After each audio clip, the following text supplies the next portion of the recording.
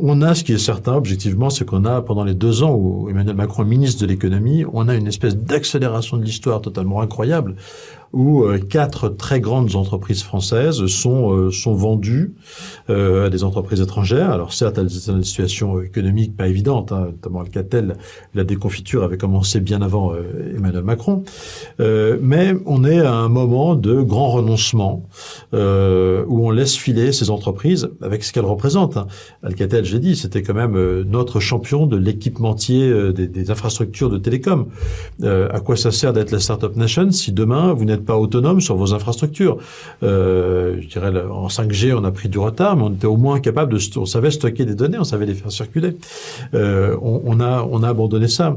Alstom Power, qui a été vendu par Emmanuel Macron, c'était notre autonomie dans le secteur du nucléaire. C'est les réacteurs de nos centrales nucléaires. On était un des 5 pays capables au monde de vendre des centrales nucléaires clés en main. On a perdu cette capacité.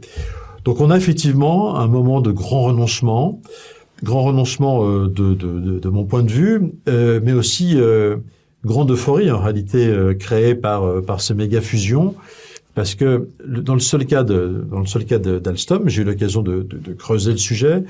Alstom a généré environ 600 millions d'honoraires payés sur la place de Paris en cabinet de conseil, cabinet d'avocats, banque d'affaires, boîte de com, 600 millions d'euros. Vous vous rendez compte, on n'a pas un projet industriel dans notre pays pour 600 millions d'euros, ça n'existe quasiment plus. Là, on a payé 600 millions d'euros d'ingénierie financière de services de conseil. Et donc, vous n'avez pas eu Alstom, vous avez eu Alcatel, vous avez eu Technip, vous avez eu Lafarge. Ça a été les grandes années du ruissellement, et je pense que c'est pas pour rien dans l'espèce d'enthousiasme ou d'euphorie autour du Mozart de la finance, entre guillemets, évidemment.